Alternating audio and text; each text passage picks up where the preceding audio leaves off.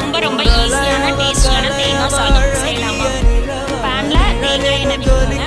கடுகு, கடலைப்பருப்பு, உளுந்தம்பருப்பு மூணுமே கொஞ்சம் ஜாஸ்தியாக ஆட் பண்ணிக்கிட்டிங்கன்னா நம்ம சாதம் சாப்பிடும்போது நல்லா கிரன்ச்சியாக இருக்குங்க. காரத்துக்கு ஒரு வரமிளகாய், பச்சை மிளகாய் சேர்த்திக்கோங்க.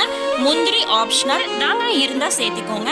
கருவேப்பிலை தலை சேர்த்திக்கோங்க. ஒரு பிஞ்ச் பெருங்காயத்தூள் சேர்த்திட்டு நம்ம வந்து அடுப்பை மீடியம் ஃப்ளேம்லேயே வச்சு நல்லா பொன்னிறமாக செவந்ததையும் வந்து கண்டிப்பாக அடுப்பை ஃப்ளேமை வந்து ஆஃப் பண்ணிடுங்க. ஃப்ளேம் ஆஃப் பண்ணதுக்கப்புறம் தேங்காய் பூ சேர்த்துனீங்கன்னா தான் அந்த தேங்காய் பூனோட கலர் சேஞ்ச் ஆகாமல் அப்படியே வெள்ளை வெளியேன்னு ஒயிட்டாகவே இருக்குங்க. அதுக்கப்புறம் தேவையான அளவு உப்பு சேர்த்துட்டு நம்ம வந்து சாதம் வந்து குக்கர்லேயோ இல்லை வடிச்சோ வச்சுருக்கோம். அந்த சாதம் கண்டிப்பாக ஆறி இருக்குங்க.